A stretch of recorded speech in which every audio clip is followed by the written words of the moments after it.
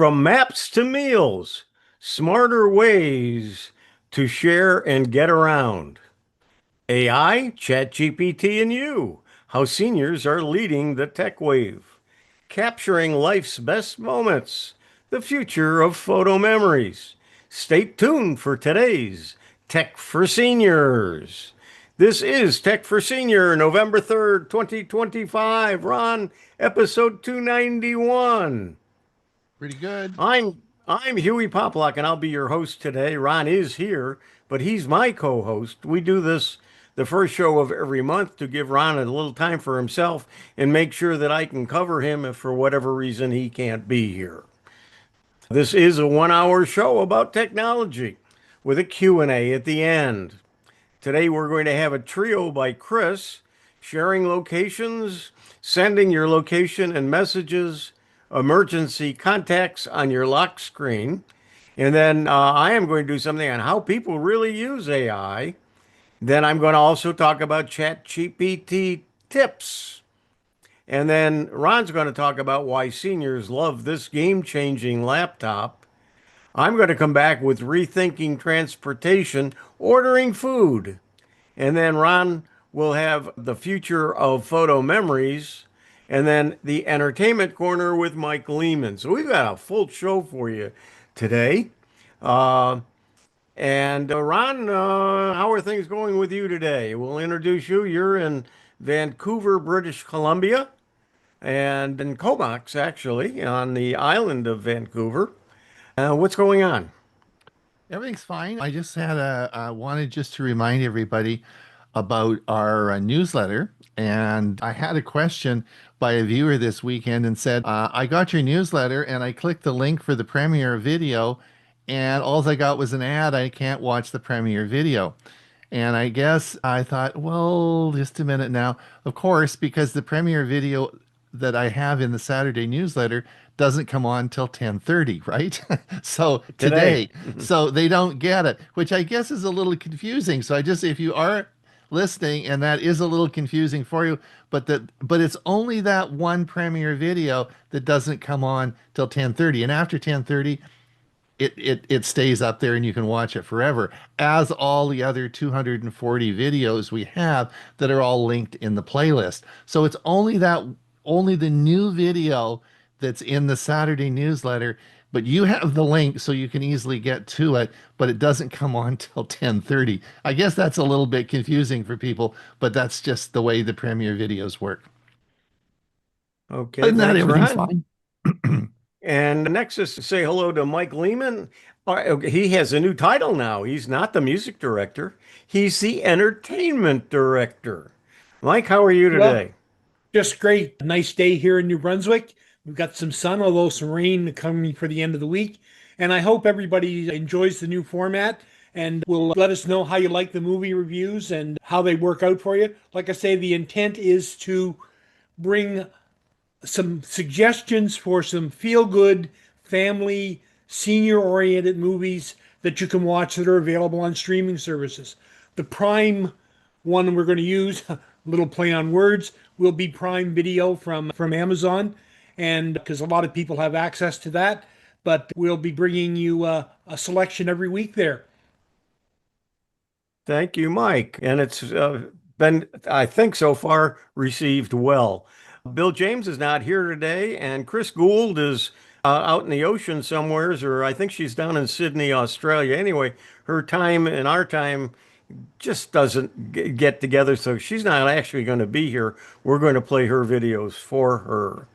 Don't forget Tech for Seniors. We're in our 6th year. We've been around a while. We're getting old with you, and so we're glad you're here. Don't forget our website, Tech for Senior, and you should put a www in front of it. Sometimes it'll connect, sometimes it won't without it.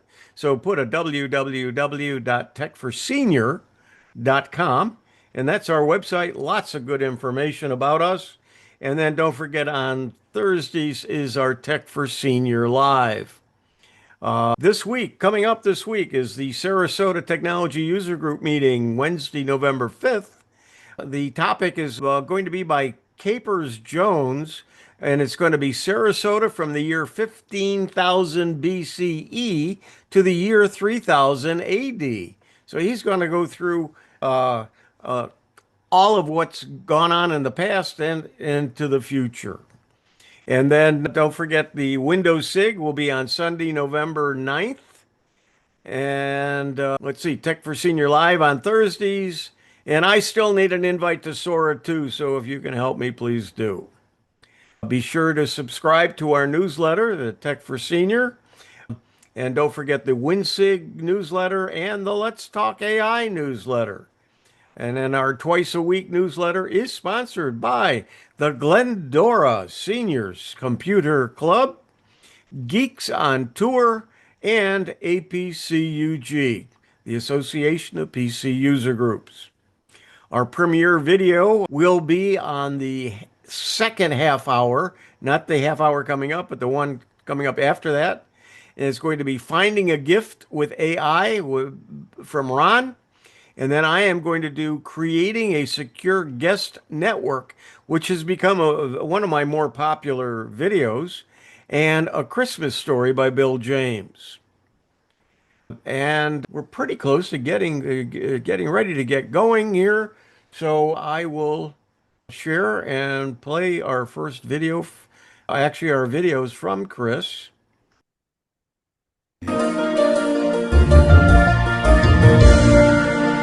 Sharing location. So what do I mean? You can share with someone that you want to know your location.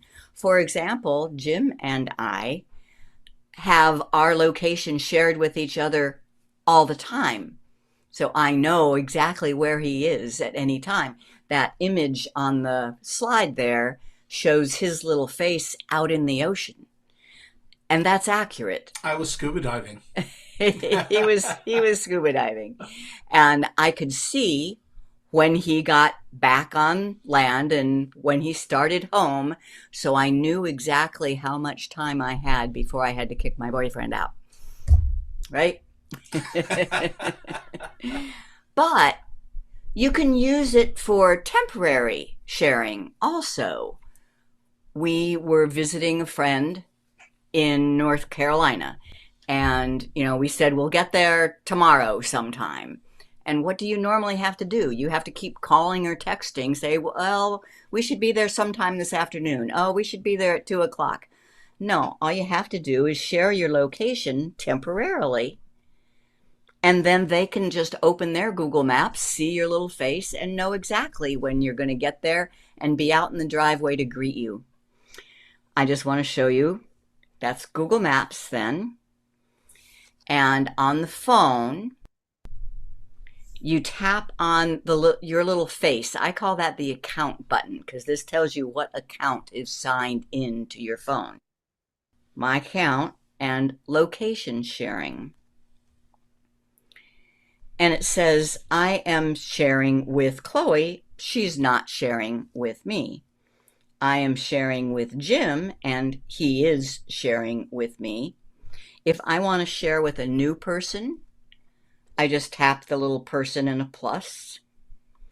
I pick the person, let's say my friend Melinda, and I share my location. How long do I want to share my location? For an hour, 2 hours, 3 hours, or indefinitely until I turn it off.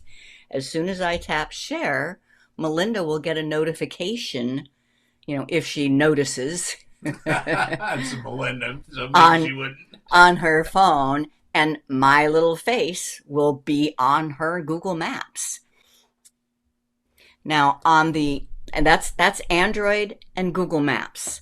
On the iPhone, if you have an iPhone, it's the same way with Google Maps, but the iPhone also has Find My. So if you have Google Maps on your iPhone, same thing.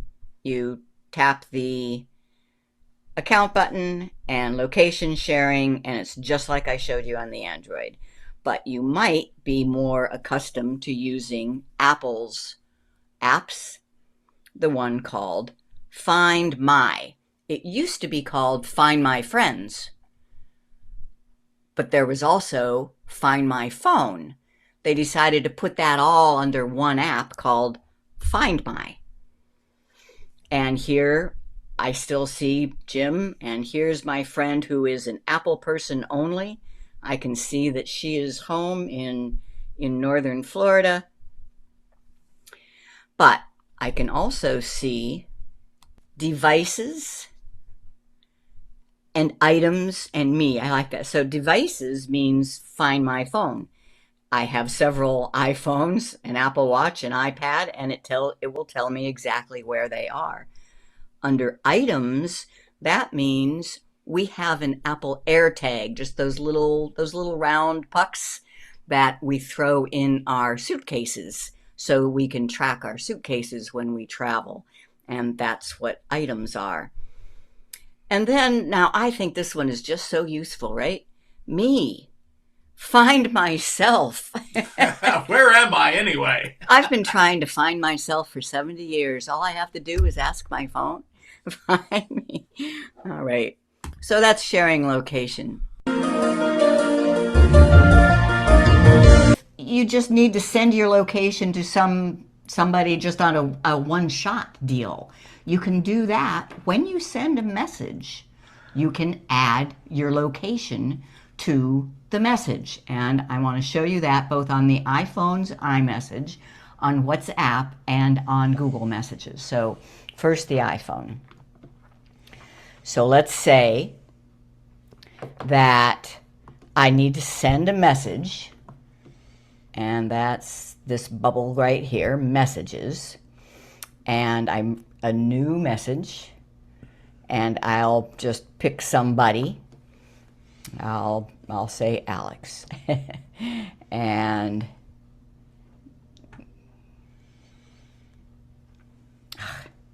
come on.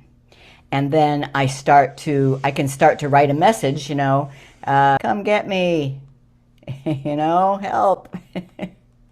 And then you just tap the little plus that's next to the new message.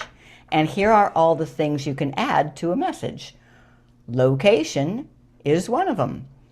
When I send that message, the person receiving it will see exactly where I am, and they would have no problem navigating to come to get me. So that's iPhone iMessages. Next, WhatsApp. WhatsApp is what people use a lot all around the world these days. So I think it's good to know how it works. WhatsApp. And here I am in my message stream with Jim. Now he does already know where I am, but just I want to double, come get me. I type the message, come get me. And on this one, it's just the paperclip icon and then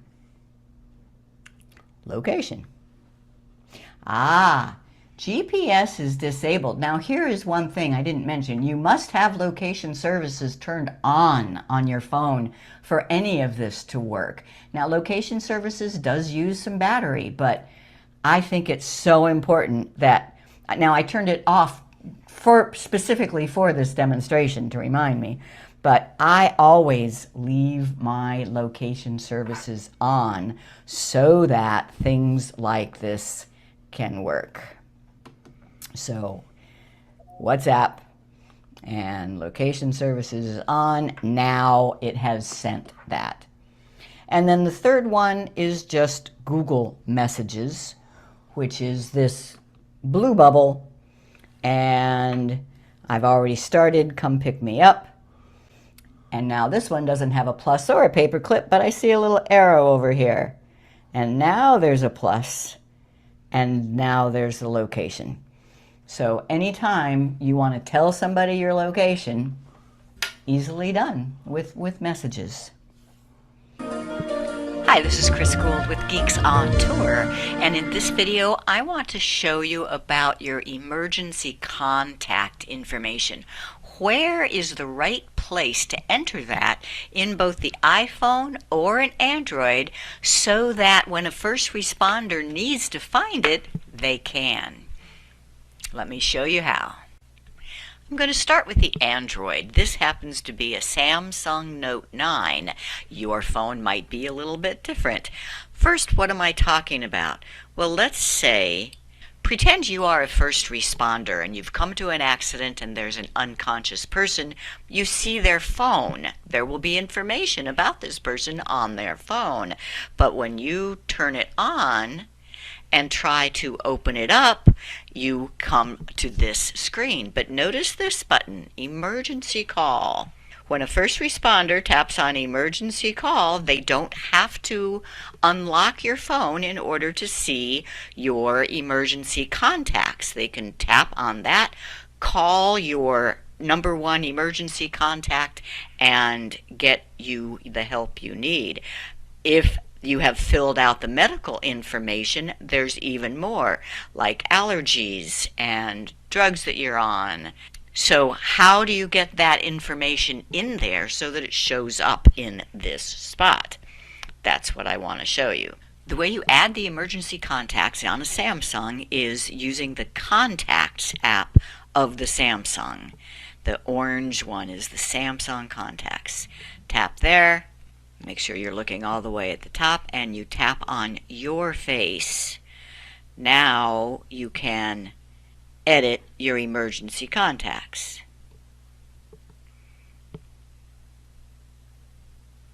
And add a new emergency contact.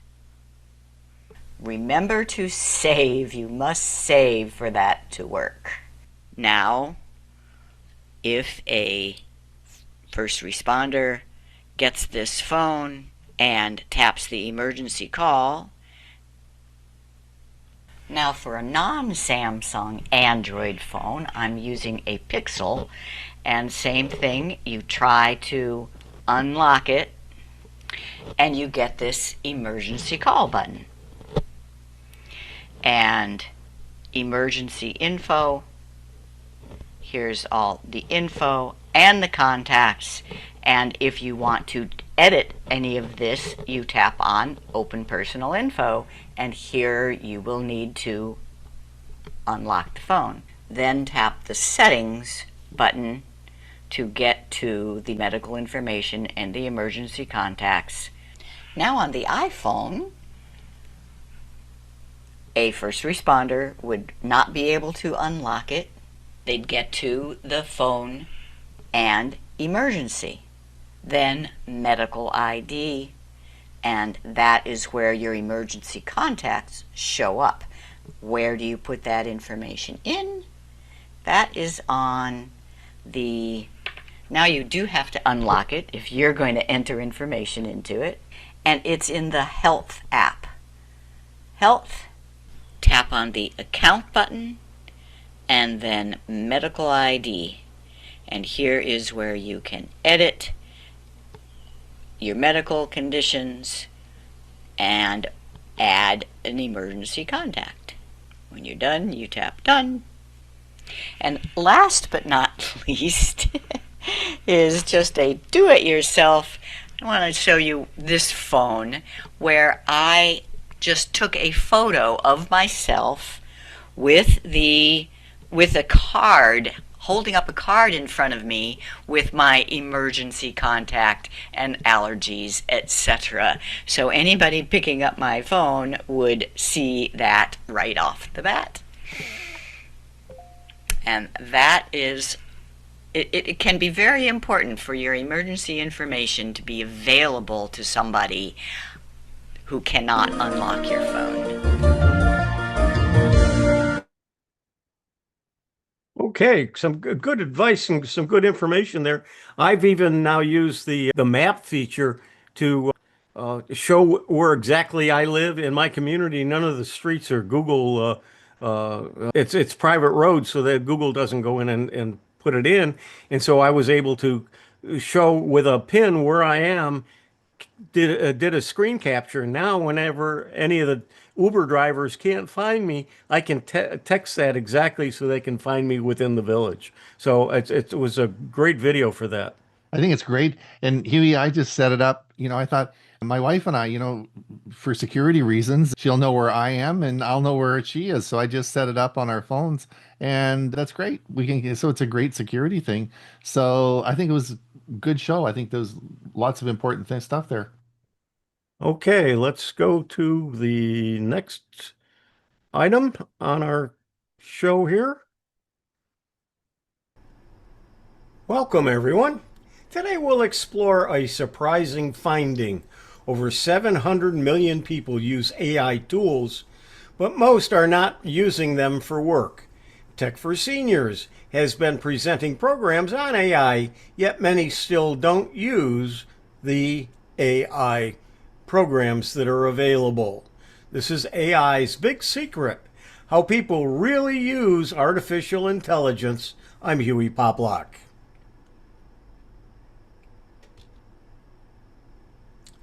Only about 27% of AI chats are work-related.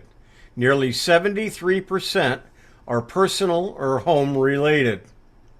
AI is always available, private, and easy to use. Most people aren't using AI to do spreadsheets or code. They use it to get help, learn, or have fun.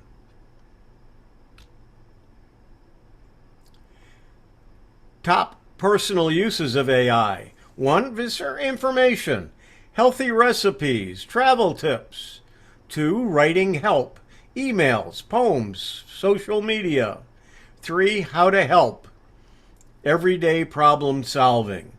AI helps with small daily things, from recipes to writing notes and making life easier. What people do at work with AI. Writing and editing dominate workplace AI use. Only 5% of tasks involve coding. AI is helping people write better, not replacing them. Some surprising uses. 10% of AI use is for learning or tutoring. 2% for relationship advice. 2% for jokes and conversation. AI can teach, comfort, or entertain, but remember, it's not a real friend. How to get better answers. Good results come from good questions. Ask specific, clear prompts. Always fact-check results. The secret isn't how smart AI is, it's how well you ask. It's for everyone, not just the young. AI is used by all ages, with growing use among women and seniors. AI is not just for tech workers or teens. It's for anyone curious and eager to learn. We're becoming editors, not just writers. AI does the easy part of writing. Humans perfect the final touch. Best results come from teamwork between you and AI. Think of AI as your helper, not your replacement. Seniors can benefit too. Start simple. Ask meal or email questions. Then ask follow-ups. Verify any facts. Keep your judgment and use AI as a helper. It can make life easier, but should enhance, not replace, human connections. So what we've learned. AI isn't just for work, it's part of daily life. Most people use it for learning and fun. The key is asking and editing well. Stay curious and cautious. AI can be a wonderful tool for lifelong learning and convenience. I'm Hewie Poplock. And to go along with that, we're going to go to the next video and let's take a look.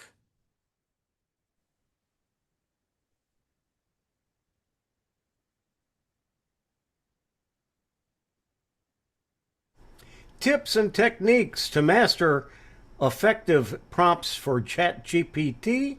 I'm Hewie Poplock. Today we're going to demystify ChatGPT and other chatbots. and learn how to communicate with it effectively. This is designed specifically for seniors. We'll go at a comfortable pace and focus on practical applications. By the end of this, you'll have concrete skills to get better results from ChatGPT. So let's look at what we'll cover. We'll start with the basics, then move to practical techniques you can use immediately. Don't worry about taking notes. Focus on understanding the concepts. Think of ChatGPT as a very knowledgeable assistant who's eager to help. The key difference from Google, instead of searching, you have a conversation. Good prompting is like giving clear directions. The clearer you are, the better help you'll get. This matters because it can help you with daily tasks, writing emails, planning trips, and understanding complex topics. Every good prompt has 4 parts, like a recipe. Context, give background information. Task, be specific about what you want. Format, how do you want the answer delivered? Tone, what style fits your needs? Walk through the example. I'm a 70-year-old planning a garden. Help me choose easy-to-grow vegetables for beginners. Give me a simple list with brief care instructions. Use encouraging, friendly language. Here are some key principles. Rule 1, be specific. Vague gets vague results. Rule 2, provide context. Help ChatGPT understand your situation. Rule 3, ask for examples. They make abstract concepts concrete. Rule 4, specify the format, list, paragraph, step-by-step, etc. Rule 5, don't hesitate to ask follow-up questions. It's a conversation. Learning from errors. Let's look at what doesn't work well. Show before or after examples. Before, help with cooking. After, I'm making dinner for 4 people who don't eat spicy foods. Suggest a simple chicken recipe with ingredients I can find at any grocery store. The key is moving from general to specific. Real-world usage. Email writing. Help me write a polite email to my doctor's office asking to reschedule my appointment. Research. Explain Medicare supplement plans in simple terms, focusing on the key differences I should know. Planning. Help me plan a 3-day visit from my grandchildren, ages 8 and 12, with indoor and outdoor activities. Notice how each gives context, is specific, and asks for practical help. Methodology. Walk through the process with a real example. Let's say you want to help plan a birthday party. Start with context. Be specific about your needs. Ask for the format you want. Review and ask follow-ups. Practice this sequence. It becomes natural quickly. Advanced tips. Role-playing. Act as a travel agent and help me plan. Context settings. Provide a background information for more relevant answers. Example, I'm a 70-year-old retiree living in Florida. Help me find indoor hobbies for hot summer days. Iterative refinement. That's helpful, but can you make it simpler? These techniques help you get exactly what you need.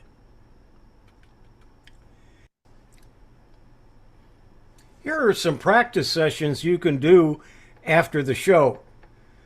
Email writing practice. Try this prompt. Help me write a friendly email to my doctor asking to reschedule my appointment from Tuesday to Friday. Keep it polite and brief. Then ask yourself what makes this prompt effective. Research practice. Try this prompt. Explain the benefits of walking for seniors in simple terms. Include 3 main health benefits and how often I should walk. Notice the specific request for simple items and terms. You want to practice. Here's some ideas. Planning a trip. Create a travel itinerary. Modify a favorite recipe, or ask how you would make some chicken in your air fryer, or some gift ideas. Find the perfect gift for somebody, describe them, and then say what would be some possible gifts.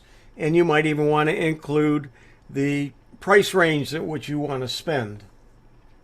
Remember, practice makes perfect. Start with simple requests and build completely. Be specific about what you want. Don't be afraid to ask follow-up questions and use polite conversational language. So you want to practice later after the show. Remember these main points. Specificity beats generality every time. Context helps ChatGPT help you better.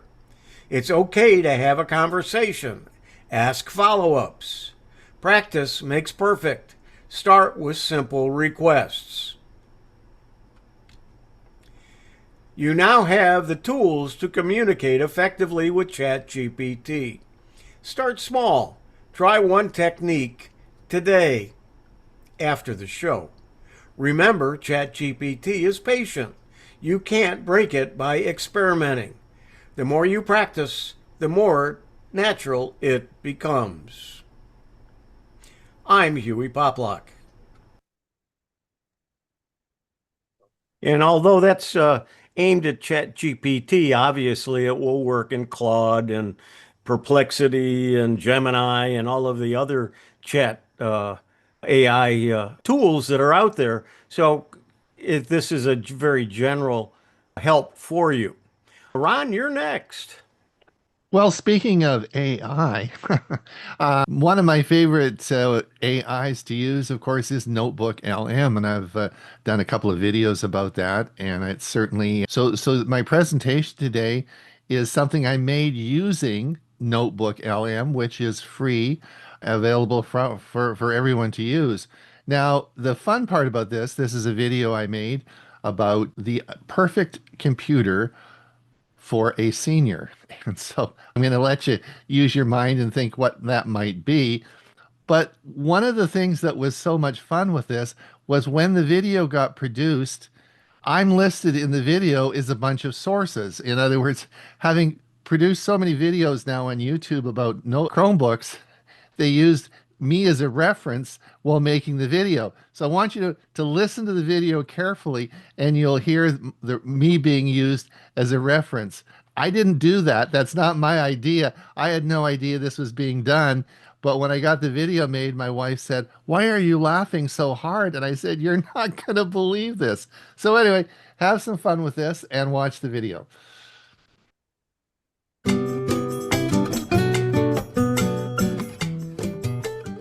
You know that feeling, right? Your computer is supposed to make your life easier, but sometimes it just feels like a battle. Well, if you've ever wished there was a simpler, less frustrating way to just get online and do your thing, you are in exactly the right place. Today, we're going to explore a different kind of computer, a Chromebook, and see if it might just be that stress-free solution you've been looking for. Does this look a little too familiar? That spinning wheel, the confusing error messages, those pop-ups that always demand an update at the worst possible time. It just seems to get slower and more clogged up over time, and honestly, it can make you feel like you need a PhD just to send an email. And hey, if you feel that way, you are definitely not alone. For so many people, this kind of tech complexity is a real source of anxiety. This slide just lays it all out, doesn't it? On one side, you've got the traditional computer. It's complex, you have to have antivirus software, and it just seems to get slower every single year. But on the other side, you have the Chromebook approach. Simple, secure, right out of the box, built to stay fast, and it updates itself quietly without ever bothering you. This isn't just a small tweak. It's a completely different way of thinking about what a computer should be. So, how on earth did we get here? Why are the computers most of us have used for years so complicated? The answer, and this might surprise you, goes way back to a time before the internet was at the center of everything we do. I absolutely love this analogy from Ron Brown over at Tech for Senior. Think of old-school operating systems like Windows or Mac as these giant semi-trucks. They were built before the internet superhighway was even paved. And over the decades, they've just kept adding more and more trailers. Old code, extra features, security patches on top of patches. Yeah, they're powerful, but man, they are also big, slow, and carrying a lot of baggage. So instead of just building another one of those big semi-trucks, Google decided to start with a totally blank page. They asked a really simple question. If we were going to build a computer from the ground up for today's world, an internet-first world, what would that actually look like? To really get what a Chromebook is, let's use a new analogy. I want you to start by picturing the internet as this huge, unlimited highway. It's the road that takes you literally everywhere you need to go online, whether it's to your bank, to look at family photos, or to jump on a video call with your grandkids. Now, to travel on that highway, you need a vehicle, right? Well, that vehicle is your web browser. That's the program you use to go to websites, like Google Chrome or Safari or whatever you use. For most of us, this is where we spend pretty much all of our time on the computer anyway. And this is where it all clicks. If that traditional PC is the slow, clunky semi-truck, a Chromebook is like a zippy little sports car. I think Ron Brown called it a Mazda Miata. It's built for one thing, to drive on that internet highway and drive it fast. It's got everything you need to get where you're going quickly and safely without hauling all that junk from the past. It's just light, efficient, and super fast. So how can it be so simple and light? Well, the secret ingredient is the cloud. Now, don't let that word intimidate you. It's just a name for a service. Here's a better way to think about it. Your Chromebook is like a cozy little tiny house. It has exactly what you need for daily life and nothing you don't. And the cloud, services like Google Drive, is like a massive, super secure warehouse. All your photos, your documents, your emails, they're not cluttering up your house. They're all stored safely in that warehouse, and you can grab them instantly whenever you need them just by hopping on that internet highway. Okay, so we get why it's built this way. Now let's get to the good part, the payoff. Let's look at the 3 huge benefits that this simple design gives you, especially if you're just tired of all the computer headaches. All right, here is the secret to its incredible simplicity. The entire experience of using a Chromebook is basically just using the Google Chrome web browser. That's it. There's no confusing desktop, no complicated file folders to get lost in. Let me say that again. If you know how to use a website, you already know how to use a Chromebook. It is truly that simple. Let's just pause on that for a second. Think about what that means. With a Chromebook, you can say goodbye to worrying about viruses. Period. Forget about malware. Forget about buying, installing, and updating that expensive antivirus software. All of that stress is just gone. So how is that even possible? Well, it's because security isn't an add-on. It's woven right into the very fabric of the system from day one. It updates itself automatically in the background. So you're always running the latest, most secure version without ever seeing a single annoying pop-up. You literally don't have to lift a finger. It just works. And here's a fascinating little bit of context. You may have heard that Microsoft now requires a special security chip called the TPM chip to run Windows 11.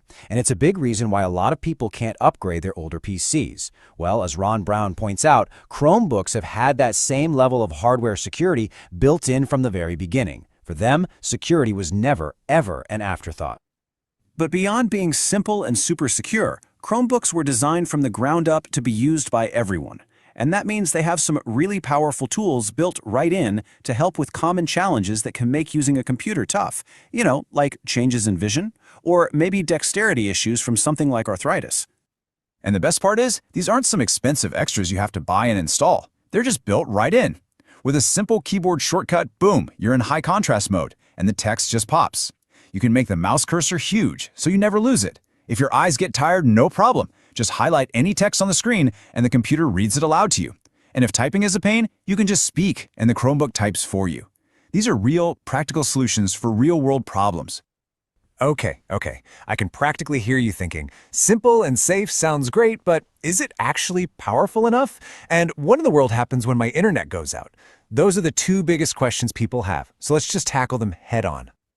Yeah, There's this old myth that just won't die, that Chromebooks are just these cheap, underpowered laptops for school kids. But as Ron Brown, who's used them for years, says so clearly, that is simply not true anymore. Modern Chromebooks can be incredibly fast, often even faster than way more expensive traditional laptops, because that lightweight system lets the hardware really fly. But you know, with so many models out there, how do you pick a good one? It can get pretty confusing. Well, to solve that problem, Google created a new standard. It's called Chromebook Plus. Think of it as a simple logo that's basically a guarantee, a promise that the machine you're buying meets a really high standard for speed, power, and quality. It just takes all the guesswork out of shopping. And we're not talking about vague promises here. As you can see, a Chromebook Plus laptop is guaranteed to have powerful stuff inside. That fast processor and a healthy 8 gigs of RAM, that means you can have a bunch of tabs open with no slowdown. You get plenty of storage, a great high-definition webcam for crystal clear video calls, and a beautiful screen. I mean, by any measure, this is a seriously powerful machine. Okay, this is the ultimate practical question, right? If the whole thing is built for that internet highway, what happens when there's a roadblock? Are you just stuck? And the answer is a very clear, resounding no. You can absolutely keep on working. Key apps like Gmail, your calendar, and Google Docs all have offline modes built right in. You can write emails, edit your documents, check your schedule, all without a connection. The second you get back online, everything just syncs up automatically in the background. You just need a connection, not necessarily a super fast one all the time. All right, we have covered a lot of ground. We've talked about the why and the how, so now let's boil all of this down into a super simple, actionable guide for you. Here it is. Step 1, just ask yourself one simple question. Do I want a computer that is simple, secure, and fast, not just today, but for years down the road? Step 2, when you're ready to shop, ignore all the confusing model numbers and tech specs. Just look for one thing, that Chromebook Plus logo. That's your seal of quality. And then step 3, just enjoy it. Enjoy a computer that finally gets out of your way and just lets you do what you want to do. At the end of the day, this isn't really just about technology. It's about what that technology lets you do. So I'll leave you with one final thought to chew on. If you didn't have to fight with your computer anymore, if you had one that just worked simply and reliably every single time you opened it, what would you do with all that freedom?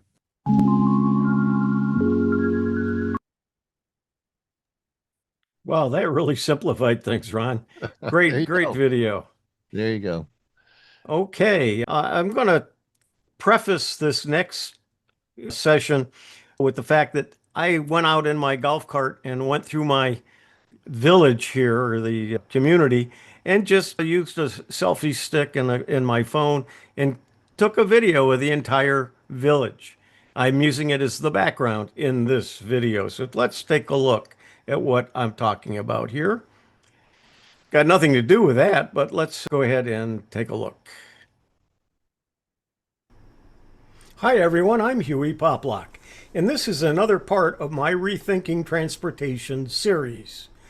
Since I sold my car, I've been exploring new ways to live conveniently using delivery apps, ride services, and a lot of technology to fill the gaps. Today, I want to share a real-world example of how my decision to not drive changes even something simple like getting Chinese takeout. Chen's Gourmet is my go-to local Chinese restaurant in Bradenton. Normally, I'd call ahead, hop in the car, and pick it up. But since I'm car-free now, I decided to try Uber Eats to see if it really makes life easier or just more expensive. Comparing the menus, I started by checking the restaurant's own menu. Shrimp roll for $2.50, wonton soup for $6.99 a quart, house special fried rice for $11.99, and shrimp with lobster sauce for $14.25, and boneless spare ribs for $12.50. My total at the restaurant would have been $55.22, tax included. Then I placed the exact same order on Uber Eats, and it could have been one of the other services as well, but I happen to use Uber Eats. Here's where things got interesting. The app showed higher prices for every item. For example, shrimp roll, $3.35 instead of $2.50. House special fried rice, $15.99 instead of $11.99. Boneless spare ribs, $17.50 rather than $12.50. Those are big jumps, about 25 to 40% higher, just for convenience. My Uber Eats subtotal came to $75.81, and that's before any fees. Then came a service fee for $14.99, tax $5.31, tip $12.49, and a small membership discount of $6.82. My final total was $101.78. Compare that to the $55.22 for store pickup. That's an extra $46.56, or about 85% more for the same food. And remember, I only live a few blocks from the restaurant. The delivery took about 40 minutes and came from a friendly driver called Beatrix, but still, that's a big difference in cost and time. So what did I learn from all of this? Well, using Uber Eats did save me the trip. No driving, no parking, no waiting. But it also showed me how the hidden costs of convenience can add up fast. Restaurants often raise their menu prices on apps to offset the commissions Uber Eats charges them, sometimes up to 30%. Uber adds its own service fees, which vary depending upon the restaurant, time, and demand. Then you still have to add the tip for the driver, which is fair, but increases the total even more. In other words, I wasn't just paying for food, I was paying for the entire system that brings it to my door. This experience reminded me that transportation isn't just about cars. It's about how things and people move. In my case, my food traveled instead of me. I reduced my personal travel time and fuel use, but someone else's car filled that gap. So it's not just about giving up driving, it's about understanding where the costs shift, financially and environmentally. Would I use Uber Eats again? Probably. Occasionally for convenience, or for whatever other reason that I really need to have some food delivered and it was something I really wanted. But for regular meals, I probably will find alternate transportation. More on that in an upcoming video. Or arrange pickup with a friend. It's cheaper, more social, and still keeps me moving. The lesson here is simple. Convenience has a cost, but awareness gives us control. Thank you, and next time in this series, I'll share on how to handle groceries and prescriptions without owning a car. I'm Hewie Poplock. All right, you got a little tour of my village. It was built in the 60s, and I hope you enjoyed the ride in my golf cart. I want to see the alligator. He hasn't shown his face in a while, so he might have gone through the series of waterways and gone somewhere else for a while, but he'll come back. All right, Ron, you've got one more item here, and before we have our entertainment section, so go ahead, Ron. All right, this is about the future of Google Photos. Google Photos is going through a massive change this year. Lots of new features coming. It's going to really make things quite a bit different. I was talking to Chris Guld about it last week, and there's some pretty amazing stuff happening. So this is a short glimpse into the future of Google Photos.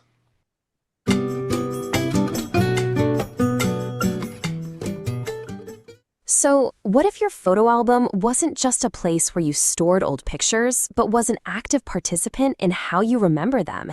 That's the future Google Photos is building, and today we're going to dive into how it's being totally remastered. And our source material just nails it with this quote. We might be entering a new era for Google Photos. And trust me, when you see what's coming, you'll get why that's not just hype. The service we've all trusted for years, it's going through a massive transformation. For over a decade, Google Photos has kind of been our digital shoebox, right? A safe, quiet place to store our memories. But now, it's evolving into an AI-powered memory machine. One that doesn't just hold our past, but actively helps us rewrite and even reimagine it. Yeah, this shift from just passively storing stuff to actively creating with it is so big. It really does feel like a whole new era for how we engage with our own memories. I mean, think about it. The original promise was so simple, wasn't it? A reliable, mostly free place to just safeguard our most precious moments. And it's that foundation of trust that makes all these new changes so important, and maybe for some, a little bit concerning. So one of the first ways you're going to see this in action is with AI stepping into the role of your own personal creative director. Seriously, making those highlight videos, for instance, is about to get ridiculously easy. You probably remember the old way. It was a process. You'd pick some people or a theme, wait for the AI to spit out a rough cut, and then you'd have to spend your own time manually trimming clips and finding music. It worked, but yeah, it took some effort.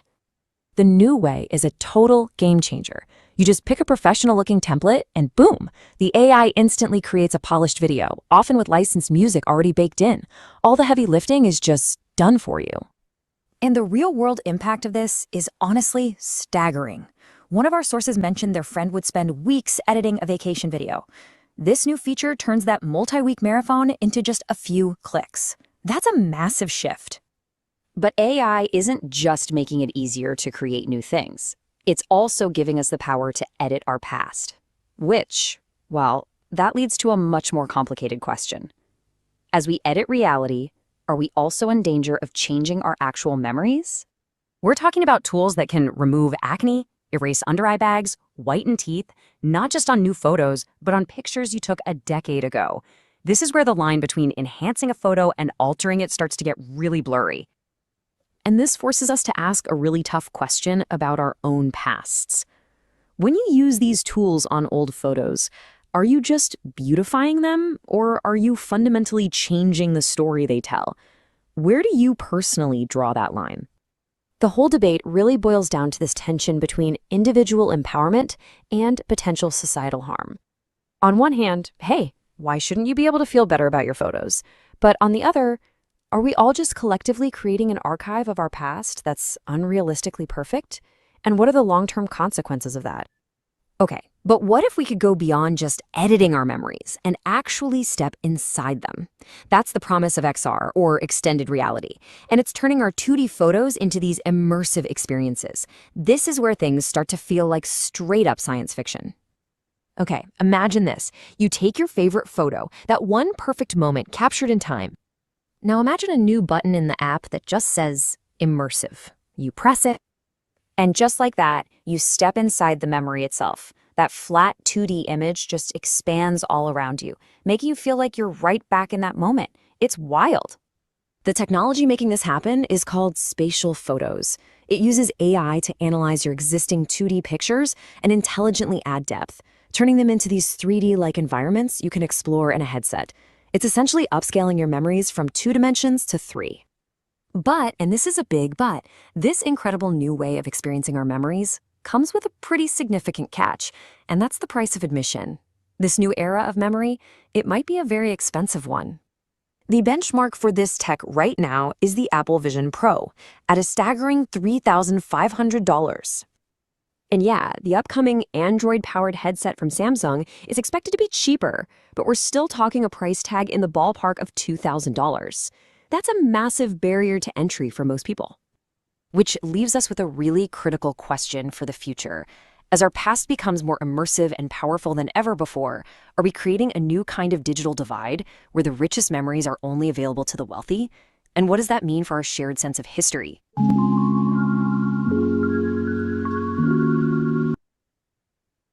Thanks, Ron.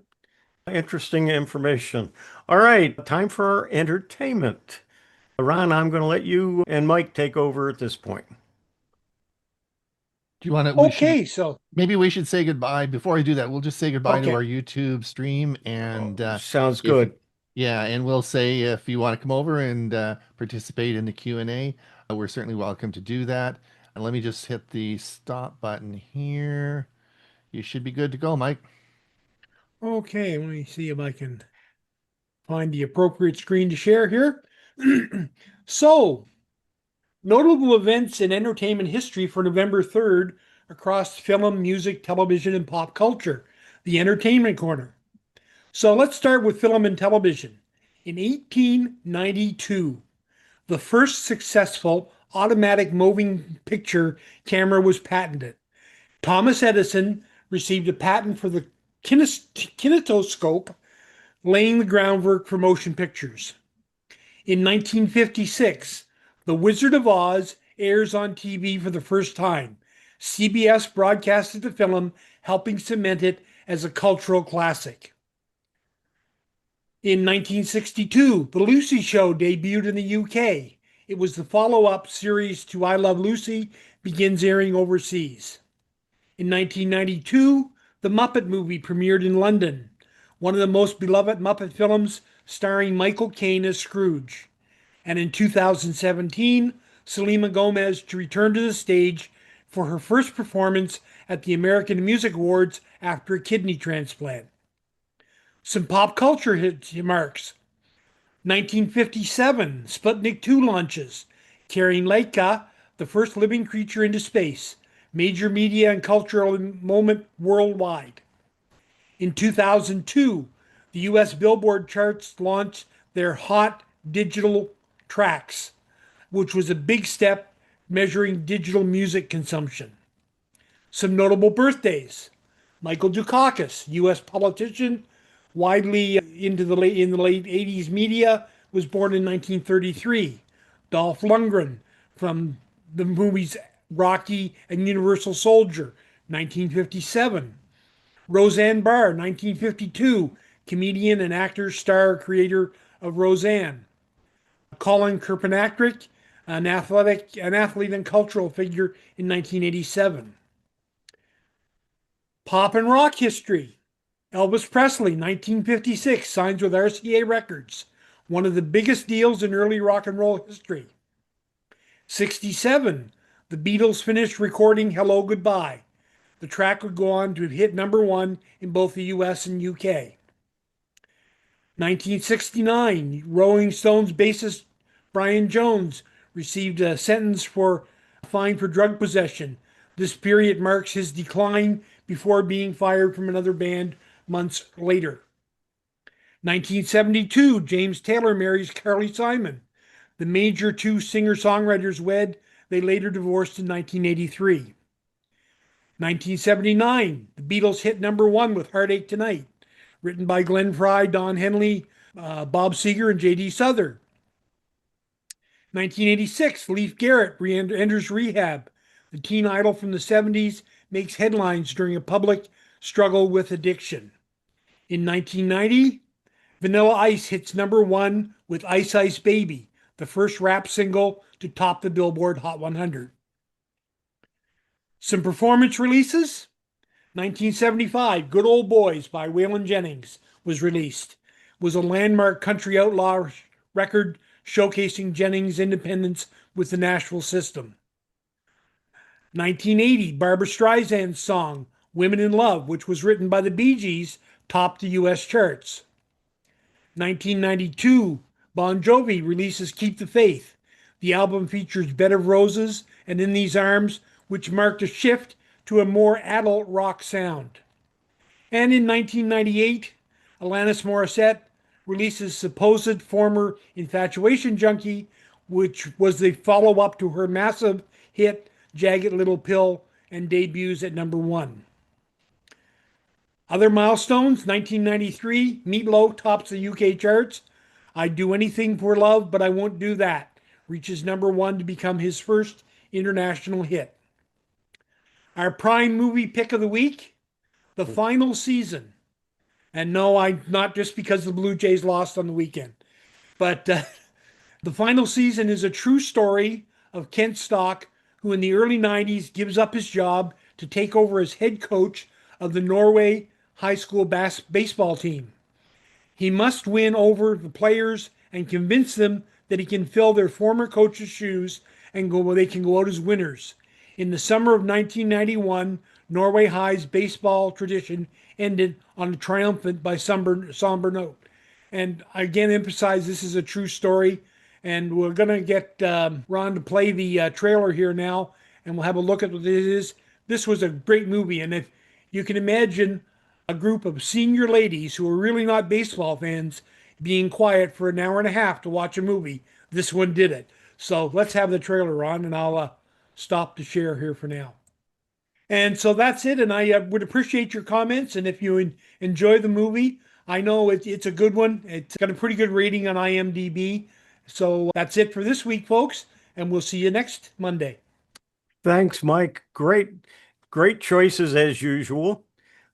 It's been an interesting day today. We've had a wide variety of videos and news and help for all of us. And now we're into the Q&A. We'll see if we have some questions